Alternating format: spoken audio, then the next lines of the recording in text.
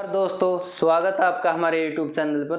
दोस्तों आज हम करेंगे हरियाणा ग्रुप डी के लिए रीजनिंग की क्लास। ठीक है, जो HSSC ने पहले ग्रुप डी का एग्ज़ाम लिया था 2018 में, उसमें रीजनिंग पूछी गई थी।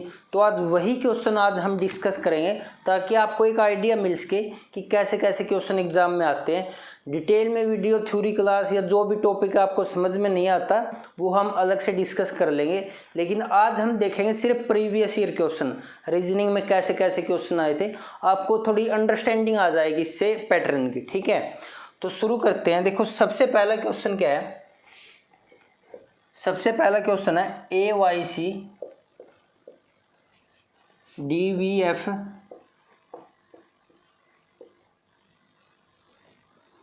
GSI JPL।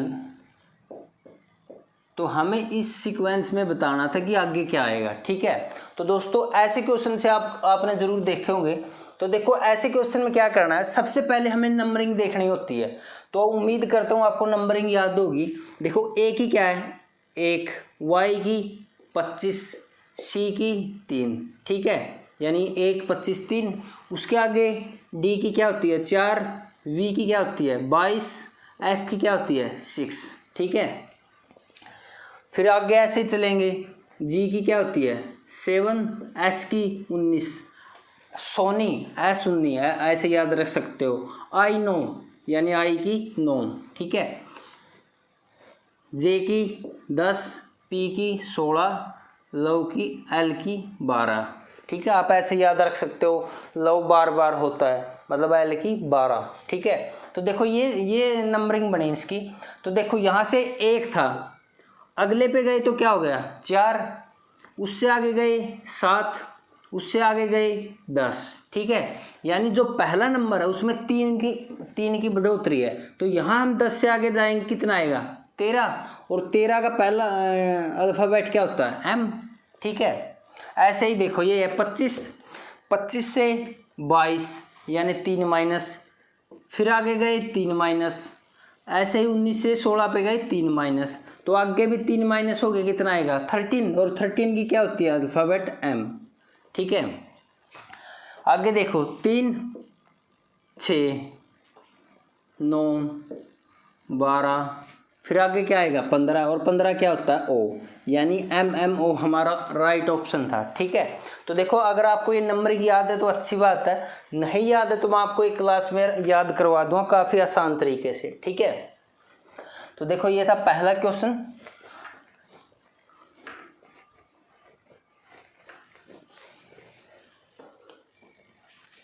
देखो सेकंड क्वेश्चन है। सेकंड क्वेश्चन आपको ये डिकोडिंग वाले देखे होंगे। EYE यानी I की वैल्यू दे रखी है 35। ठीक है, और हमें बताना था ऑफ की OFF। ठीक है, देखो अगर आपको नंबरिंग याद है ना तो ये काफ़ी आसान क्वेश्चन था। देखो E की वैल्यू कितनी होती है 5, Y की 25, E की 5। ठीक है, यानी अगर हम इनको जोड़ दें 30 और 5 35, तो 35 ही इसने यहाँ बोल रखा है। ठीक है, तो हमें सिंपल समझ में आ गया, सिर्फ इसने क्या किया, ये जो नंबरिंग थी इसको जोड़ के बनाया हुआ है। ठीक है, तो ऑफ का बनाना काफ़ी आसान है। ओ की कितनी होती है 15, एफ का क्या होता है 6, यानी फिक्स। आप ऐसे याद रखो फिक्स 6। ठीक है, एफ का 6 होता है, 6 + 6 15, और 6 21, और 6 27, यानी यहाँ पे हमारा आंसर कितना था 27। ठीक है, तो उम्मीद करता हूँ देखो ऐसे क्वेश्चन हर एक सेट में पूछे गए थे। ठीक है, जो ग्रुप डी का एग्ज़ाम हुआ था 2018 में, तो ऐसे क्वेश्चन आए थे। देखो HSSC जो रीजनिंग पूछती है ना, अभी तक कोई हार्ड एंड फास्ट नहीं पूछी है, सिंपल सी रीजनिंग पूछती है। लेकिन कई बार एक आध क्वेश्चन ही अटक जाता है, तो 1 नंबर से काफ़ी ज़्यादा इम्पैक्ट पड़ता है मेरिट लिस्ट पे। ठीक है, तो देखो थर्ड क्वेश्चन है। देखो इससे आपको क्या आता है, एक आइडिया मिल जाएगा। ठीक है, कैसे कैसे क्वेश्चन आते हैं। तो एक दे रखा था, गुणा को हम मान लेंगे प्लस का निशान, प्लस को मान लेंगे गुणा का निशान, घटा को मान लेंगे भाग का निशान, और भाग को मानेंगे घटा का निशान, ठीक है। तो अगर ये निशान दे रखा तो उसको ये मानेंगे। और जो इक्वेशन दे रखी थी वो क्या थी, 16 गुणा में 2 भाग में 4 प्लस में 7 माइनस में 8 इज इक्वल टू वट, ठीक है। तो हमें ये बताना था। देखो सबसे पहले हमें अपनी उसमें लिखते हैं इसको, 16 गुणा को क्या लिखेंगे, जमा, यानी 16 जमा में 2, भाग को क्या लिखेंगे, माइनस, प्लस को क्या लिखेंगे, गुणा, 7, माइनस को क्या लिखेंगे, भाग, ठीक है। तो ऐसे बन गई है, ठीक है। तो हमें इसकी वैल्यू निकालनी थी, ठीक है। तो ये एक सिंपल मैथमेटिक वो बन गया, ठीक है। तो ये क्या होगा, 16 प्लस में 2 माइनस, तो सबसे पहले इसको सोल्व करेंगे। तो इसको कैसे सोल्व करेंगे, 4 × 7 डिवाइड में 8, ठीक है, 4 से। तो ये कितना आएगा, 7/2, और ये कितना है, 18 माइनस 7/2, ठीक है। तो यहाँ से कितना आया, 36 माइनस 7 29/2, ठीक है। तो ये हमारा आंसर था, ठीक है। तो इसमें कंफ्यूज नहीं होना, सबसे पहले आपको डिवीज़न और मल्टीप्लाई सोल्व करना है। बस जहाँ पे ये ट्रांसफॉर्मेशन दे रखी है उसको चेंज करते जाओ और एक सिंपल इक्वेशन में ट्रांसफॉर्म कर लो आप, ठीक है।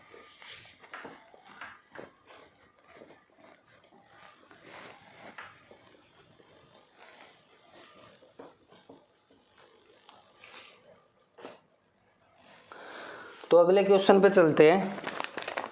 देखो अगला क्वेश्चन है, हमें क्या निकालना था, फाइंड ऑड, यानी जो इनमें ओड पेयर है उसको निकालना था। तो क्या दे रखा, 50 66, आगे दे रखा 22 38, आगे दे रखा 63 77, आगे दे रखा 64 और 80, ठीक है। तो देखो ये क्वेश्चन था, काफ़ी आसान क्वेश्चन था, देखते ही पता लग रहा है, ठीक है। 50 और 66 में कितना का गैप है, 16 का, ठीक है। यहाँ कितना गैप है, यहाँ भी 16 का है, ठीक है। यहाँ कितना का है, 16 का, और यहाँ कितना का है, 14 का, ठीक है। तो ओड निकालना काफ़ी आसान था, तो इसका जो आंसर था वो ये था, ठीक है। देखो 4 क्वेश्चन हमने कर लिए, अब करते हैं 5th क्वेश्चन, ठीक है। 5th क्वेश्चन भी सेम पैटर्न पे बेस्ड था। ये मैंने अलग अलग सेट से कंप्लीट ग्रुप डी की जो रीजनिंग पूछी गई थी वो क्वेश्चन है सभी के सभी। देखो इसमें भी हमें ओड निकालना था कि जो इनसे अलग है। पहला था 4/14, 3/21, 6/21 और 16/56, ठीक है। तो देखो ये था, इनमें हमें अलग बताना था। देखो अब इसको थोड़ा सोल्व करो, इसको क्या करेंगे, 2 से काटेंगे कितना आएगा, ये 2/7, ठीक है। इसको काटेंगे 1/7, मतलब हमने सिंप्लीफाइड कर लिया। इसको 3 पे काटेंगे कितना आएगा, 2/7। फिर इसको देखो, इसको 4 कितने पे काटो, 8 पे काटो, 8 दूनी 16, 8 7 56, ठीक है, यानी 2/7, ठीक है। अब आप देखते ही बता सकते हो इनमें जो सबसे अलग है 1/7, ठीक है। बस आपको कुछ नहीं है, लेकिन थोड़ी प्रैक्टिस ज़रूर करते रहना है, क्योंकि एक कई बार स्टूडेंट क्या गलती करते हैं, रीजनिंग को आसान मान के उसको स्किप कर देते हैं कि क्वेश्चन कर लेंगे कोई नहीं एग्ज़ाम में, लेकिन कई बार बिना प्रैक्टिस गलत हो जाते हैं आपके क्वेश्चन, ठीक है। तो देखो आगे 6th क्वेश्चन है, क्या बोल रखा है इसने, DW LO PK TG और फिर आगे है XC, ठीक है। तो हमें यहाँ बताना था जो ये खालिस्तान दे रखा है यहाँ पे क्या आएगा, ठीक है। तो फिर से वही नंबरिंग देखो आप, ये क्या है 4 और ये कितना है 23, W की वैल्यू कितनी होती है 23, आगे देखो ये कितना है 12, ये कितना है 15, P की वैल्यू 16, K की वैल्यू 11, ठीक है, T की वैल्यू 20 और G की वैल्यू 7, X की वैल्यू 24, C की वैल्यू 3, ठीक है। तो देखो क्या क्या फ़र्क लग रहा है आपको, ये 4 है, ये 12, 16, 20, 24, ठीक है। यानी जो पहला नंबर उसमें सिर्फ 4 का गैप है, तो यहाँ भी 4 का गैप होगा, यानी 4 के बाद 8 आएगा, और 8 की वैल्यू क्या होती है, h, ठीक है। तो अब सेकंड नंबर पे देखो, यहाँ पे देखो 15, 11, 7, 3, यानी 4 माइनस होता जा रहा है, तो 23 से 4 माइनस करेंगे 19, और 19 की क्या होती है, s, ठीक है। देखो 19 को याद रख सकते हो आप ऐसे, SONY, सोनी, यानी सोनी, s की वैल्यू कितनी है, 19, ठीक है।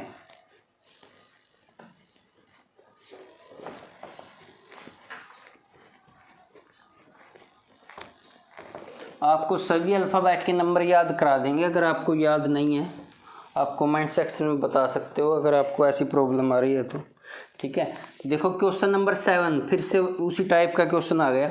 गिव की वैल्यू दे रखी थी हमें, ठीक है, गिव की वैल्यू कितनी दे रखी, 43, और हमसे पूछा था टेक की वैल्यू बतानी थी हमें, ठीक है। देखो सबसे पहले वही नंबर को जोड़ के देखते हैं ऐसे क्वेश्चन में। जी की वैल्यू 7, आई की वैल्यू 9, वी की वैल्यू 22, ई की वैल्यू 5, ठीक है। यानी 7 और 9 16, 38 और 5 43, ठीक है, यानी बिल्कुल सही आ रहा है। तो इसने क्या किया, सभी नंबरों को जोड़ दिया है। तो इसमें भी, इस केस में भी हम ऐसा करेंगे। टी की वैल्यू 20, ए की वैल्यू 1, के की वैल्यू 11। आप इसको ऐसे याद रखें, किंग 11, ठीक है, किंग 11, यानी के की वैल्यू 11, ठीक है। ई की वैल्यू 5, 20, 21 और 11 32 और 5 37, यानी इसका जो राइट आंसर था वो कितना था, 37, ठीक है। तो सिर्फ सिंपली नंबर जोड़ने थे आपको। आपको अब आसान लग रही होगी, लेकिन ऐसे ही क्वेश्चन पूछे गए थे पीछे जो ग्रुप डी का एग्ज़ाम हुआ था, और इस एग्ज़ाम में तो ये हुआ था कि काफ़ी हार्ड एग्ज़ाम है। देखो अगली सीरीज क्या दे रखी है, 5, 11, 23, क्वेश्चन मार्क 95, 191, ठीक है। तो हमें बताना था यहाँ पे क्या आएगा, ठीक है। देखो देखते ही पता लग रहा है इसमें 5 और 11, यानी 5 दूनी 10, 1 जोड़ दिया। आगे देखो 11 दूनी 22, 1 जोड़ दिया, ठीक है। यहाँ देखो 95 दूनी कितना होता है, 190, और 1 जोड़ दिया, ठीक है। यानी 2 से मल्टीप्लाई करके 1 जोड़ा जा रहा है, ठीक है। 23 को 2 से मल्टीप्लाई करेंगे 46, और 1 जोड़ेंगे कितना आएगा, 47, ठीक है। तो इसका राइट आंसर क्या था, 47। देखो मुझे ये कैसे पता चला कि इसमें 2 से गुणा करके जोड़ना है, क्योंकि एक पैटर्न होता है किसी भी सीरीज को देखने का। अगर देखो पहली और दूसरे नंबर में गैप थोड़ा है तो उसमें या तो प्लस होगा या माइनस होगा, ठीक है। अगर ज़्यादा है, बिल्कुल ही ज़्यादा है, तो उस केस में मल्टीप्लाई होगा। लेकिन अगर मीडियम सा है ना, तो उस केस में मोस्टली क्या होता है कि मल्टीप्लाई करके एक जोड़ दिया जाता है कुछ ना कुछ, ठीक है। तो ये मैं सीरीज वाले क्वेश्चन में आपको करवा दूँगा जब थ्योरी क्लास होगी। देखो 9th क्वेश्चन के आगे, पंक्ति में कोई व्यक्ति आगे से 7वें स्थान पे है, ठीक है, यानी आगे से कितने स्थान पे है, 7वें स्थान पे, ठीक है। और इसने क्या बोला, पीछे से 11वां स्थान है, यानी अगर पीछे से देखा जाए तो यही स्थान कितना है, 11वां। तो बताना था पंक्ति में कुल कितने व्यक्ति है। देखो काफ़ी शानदार और काफ़ी आसान ट्रिक बताता हूँ आपको इन क्वेश्चन की, ठीक है। तो इसने क्या बोला है, आगे से 7वां स्थान है। देखो ये कोई भी व्यक्ति है, आगे से 7वां, यानी इससे पहले कितने व्यक्ति है, 6 व्यक्ति है, तभी तो ये 7वां स्थान हुआ। और इसने क्या बोला है कि पीछे से 11वां है, यानी इसके पीछे कितने हैं, 10 है, ठीक है, क्योंकि 10 व्यक्ति यहाँ हो गए तभी ये 11वां हुआ, यानी इसके पीछे 10 है, आगे 6 है, टोटल कितने हुए, 10 और 6 16 और 1 ये खुद 17, ठीक है। तो उस लाइन में टोटल 17 व्यक्ति थे। तो देखो काफ़ी आसान है, कोई वो नहीं है। या फिर आप दूसरा तरीका क्या है, जब ऐसे दे रखा हो तो जो आगे से या जो पीछे से दोनों को जोड़ो और 1 माइनस कर दो, ठीक है, यानी 11 7 18 और -1। या फिर आप ऐसे समझ सकते हो, आगे से 7वां मतलब आगे 10, आगे 6 व्यक्ति, पीछे से 11वां मतलब पीछे 10 व्यक्ति, तो ऐसे निकाल सकते हो आप। कोई वो नहीं था इसमें।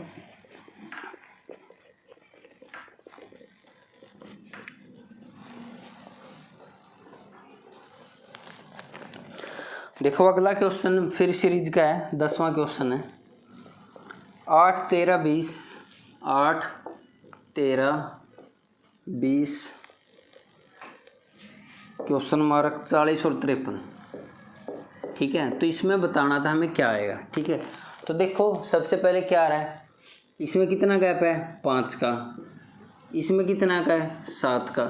देखो जब गैप थोड़ा हो यानी इनके अंदर का गैप जो अंतर है वो कम हो तो उस केस में या तो प्लस होगा या फिर माइनस होगा। अगर सीरीज बढ़ रही है तो प्लस होगा या फिर घटती जा रही है तो इसका मतलब माइनस होगा। ठीक है, तो ये देखो 5 का गैप 7 का गैप, आगे हमें पता नहीं कितना गैप है। यहाँ देखो ये कितना है 13 का गैप है। ठीक है, तो यहाँ से आपको एक चीज़ पता लग रही होगी 5 7 11 ये सॉरी 13। ठीक है, यानी कुछ ना कुछ ओड है या फिर प्राइम नंबर है, कुछ ऐसा है। तो देखो क्या क्या हो सकता है यहाँ पे, अगर मैं इसमें 9 जोड़ूँ, अगर ये ओड भी हो सकते हैं 5 7 9 11 13, अगर प्राइम नंबर हुए तो उस केस में 9 नहीं आएगा। ठीक है, तो यहाँ कितना हो सकता है 29 भी हो सकता है, और अगर 11 जोड़े कितना हो सकता है 31 भी हो सकता है। ठीक है, तो आपको ऑप्शन में देखना कौन सा है। तो उस केस में आपको अगर दोनों है ना तो उस केस में थोड़ा कन्फ्यूजन हो सकता है। ठीक है, तो कौन सा होगा, तो इस केस में जो ऑप्शन थे ऑप्शन के हिसाब से 29 इसका राइट आंसर था। 29 मतलब कितना है, इसमें 9 जोड़ दिया इसने। ठीक है, 5 7 9 9 जोड़ा, फिर आगे कितना हुआ 11 और फिर आगे 13। ठीक है, यानी ओड नंबर का डिफरेंस था इसमें।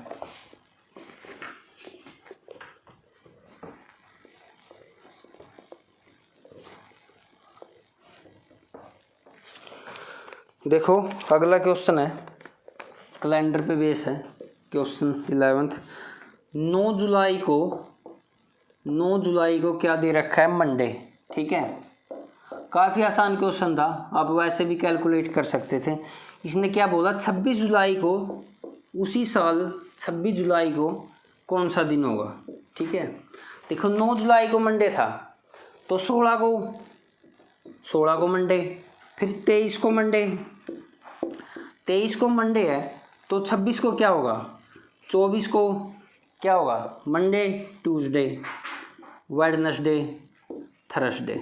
ठीक है, यानी गुरुवार वीरवार होगा 26 जुलाई को। ठीक है, आप सिंपली कैलकुलेट कर सकते थे।